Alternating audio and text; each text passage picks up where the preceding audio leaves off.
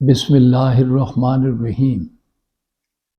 ناظرین، آج کی اس ویڈیو میں ہم جس موضوع پر گفتگو کرنا چاہتے ہیں وہ یہ ہے کہ آج کل کے جو وکیل ہیں یا ینگ لائرز جو ہیں وہ جو ہی امتحان پاس کر کے کچہری میں آتے ہیں تو ان کی خواہش ہوتی ہے کہ 1 مہینے کے اندر ان کی وکالت جو ہے وہ چلنا شروع ہو جائے، ان کے پاس کیس آنے شروع ہو جائیں اور وہ ترقی کے منازل جو ہیں وہ طے کرتے چلے جائیں۔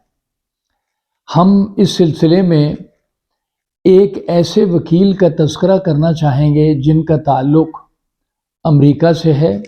ان کا نام اولیور وینڈل ہومز ہے۔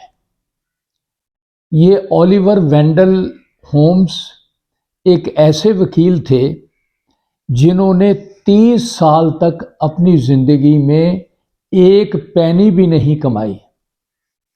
وہ ایک ایسے انسان تھے جو وکیل بننا چاہتے تھے لیکن ان کے والد وکالت سے، ان کی وکالت کرنے سے متفق نہیں تھے، وہ مخالفت کر رہے تھے۔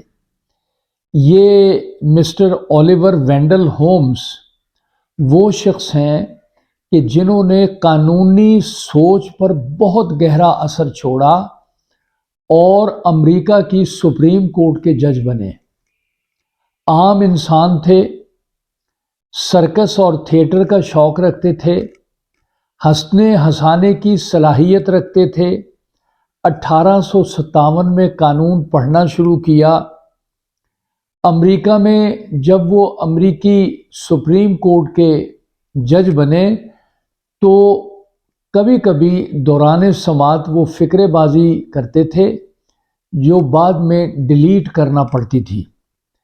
کتابیں لاء کی اس طرح پڑھتے تھے جس طرح ناول پڑھتے ہیں۔ انہیں کتابیں پڑھنے کا بہت شوق تھا اور کتابیں اس طرح پڑھتے تھے جس طرح ناول پڑھتے تھے۔ جب امریکہ میں خانہ جنگی شروع ہوئی تو یہ اس خانہ جنگی میں زخمی بھی ہو گئے تھے۔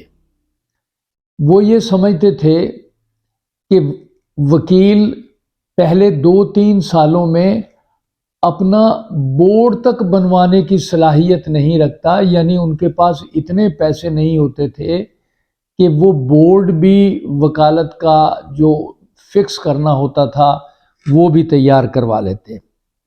شادی کے وقت ان کے پاس ایک پھوٹی کوڑی بھی نہیں تھی۔ 3ری منزل میں رہتے تھے۔ ان کی وائف فینی ہومز جو ہیں وہ کشیدہ کاری کا کام کرتی تھیں اور ورکنگ وومن نہیں تھی۔ دونوں نے مل کر وکالت میں ایک چھوٹا سا گھر بنایا اور اس گھر میں رہنے لگ گئے۔ وہ ان کا خیال تھا کہ 40 برس کی عمر تک ایک وکیل کو وکیل بن جانا چاہیے، اس کی آمدنی کا سلسلہ شروع ہو جانا چاہیے تاکہ وہ پاؤں پر آہستہ آہستہ کھڑا ہو اور کامیابی کی طرف جانا شروع کر دے۔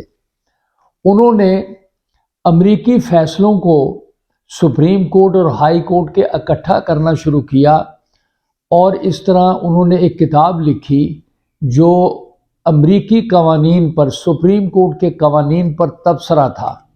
مشہور فیصلے اکٹھے کیے اور اس کو کتابی شکل دی اور ان کی اس ریکگنیشن ہوئی اس میں، اور اتنے اس کتاب سے وہ مشہور ہوئے کہ ہارورڈ یونیورسٹی نے انہیں پروفیسر کا عہدہ پیش کیا اور $900 پر وہ وہاں پر پروفیسر لگ گئے۔ وہ لاء کی لیکچرز دیتے تھے اور جب سپریم کورٹ میں جگہ خالی ہوئی تو انہیں سپریم کورٹ کا جج بنا دیا گیا۔ انہوں نے دوران ملازمت اپنے دیگر ججز صاحبان سے، جو کولیگ تھے ان کے، اکثر اتفاق نہیں کرتے تھے اور اپنے انڈیپینڈنٹ مائنڈ سے فیصلے دیتے تھے جس کی وجہ سے انہیں اکثر پریشانی رہتی تھی۔ اختلاف کرنے کی وجہ سے وہ یہ سمجھتے تھے کہ شاید وہ ترقی کی منازل طے نہ کریں۔ غیر جانبدار رہتے تھے، کبھی انٹرویو نہیں دیتے تھے اور سادہ اور گمنام زندگی گزارتے تھے۔ صدر روزویلٹ نے انہیں یہ سپریم کورٹ کا جج بنایا۔ 80 سال کی عمر میں سیڑھیاں دوڑ کر چڑھتے تھے۔ وہ آخر جب زیادہ بوڑھے ہو گئے تو انہوں نے اپنے کلرک کو کہا کہ میں کل سپریم کورٹ نہیں آؤں گا۔ جب ان کی جگہ ایک نیا جج کا تقرر ہوا تو وہ ان کو ملنے گیا تو آپ نے اس کا بڑا پرجوش استقبال کیا اور کہا کہ وہ ان کا استقبال کرتے ہیں۔ مرتے دم تک 91 سال کی عمر تک وہ سپریم کورٹ کے جج بنے رہے اور فیصلے کرتے رہے۔ انہیں پرندوں سے بڑی محبت تھی۔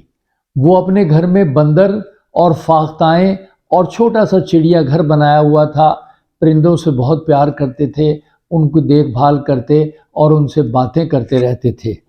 انہوں نے 93 سال کی عمر میں وفات پائی اور $50,000 اور اپنی کتابیں انہوں نے امریکن کانگریس کو وقف کر دیں تاکہ لوگ اس سے استفادہ کرتے رہیں۔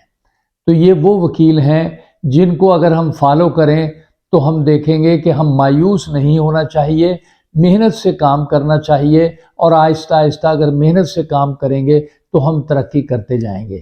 ناظرین، ہماری اس ویڈیو کو فالو کریں۔ Thank you.